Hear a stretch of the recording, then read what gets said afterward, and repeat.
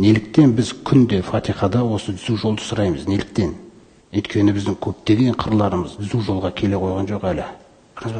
Мүмкін оқып жатқан намазымыз арқылы біз намаз оқып жатқан кезде мүмкін тура жолдамыз.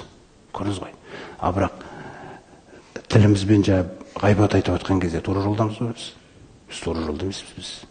Оны ескертеді пайғамбарымыз саласы. Бір-бірлеріңді ғайбаттамаңдар. Өлі бауырының етін жеп жатқанмен бір дейсің дейді. Сосын өсек бар дейік бізде. Қорықпаймыз, өсек тарс еткіздік.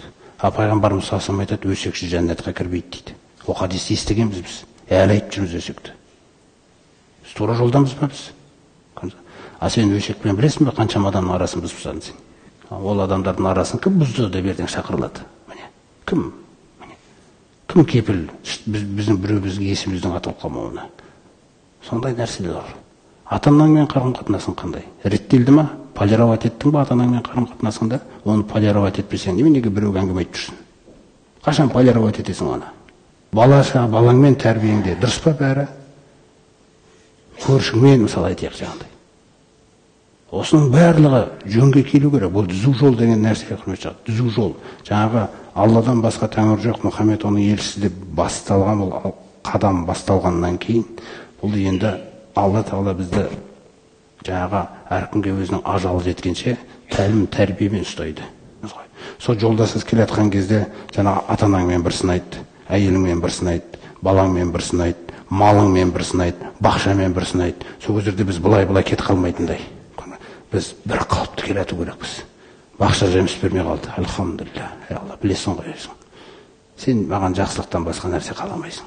Күнәмді кешірші менің. Сол күнәларымның кесірінен болды ғой мынау. Көрдіңіз бе? Өйткені Алла Тағала бізге қағида түсіріп қойды Құранда. Ниса сүресінде айтады: егер де басыңа бір жамандық тисе, фамин нафсик. Өзіңнен дейді.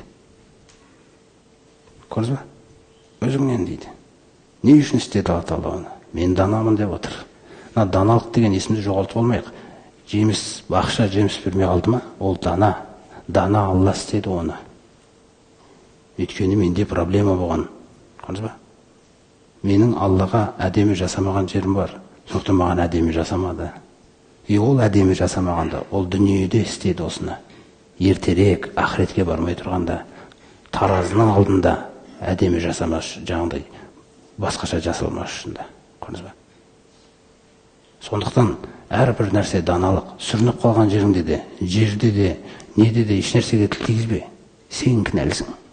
Сүріндің ба? Сен кінәлісің. Сенде кінә бар. Біз соны мойындау керекпіз. Раббым, кешірші мені. Көлікпен келе жатқан кезде сол нәрсе дөңгелегің жарылып қалса, үйге келген кезде де қай жерде бір нәрсе бол, адамға жорыма оны. Өйткені сенің проблемаң шешіліп жатыр. Сені Алла Тағала полировать ету керек. Әбден өзіне бойсұндырғысы келеді. Әбден өзіне көнбіс құл қылғысы келеді. Міне, сол үшін болып жатқан нәрсе. Сені мазалау үшін істеп жатқан жоқ Алла Тағала оны.